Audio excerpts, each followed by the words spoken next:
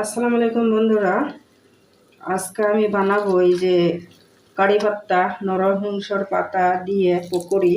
এখানে আমি অল্প দিয়েছি বেসন, অল্প সুজি, আর সুজি আর বেসন দিয়ে অল্প কম হইলো, তার জন্য আমি অল্প আটাও এড করলাম। আর যাবতীয় মশলা, আদা রসুন পেঁয়াজ এগুলা দিলাম। এইভাবে আমি মাখাইয়া আধা ঘন্টা মান রাইখা দিব, তারপরে তেলের মধ্যে ফ্রাই করব।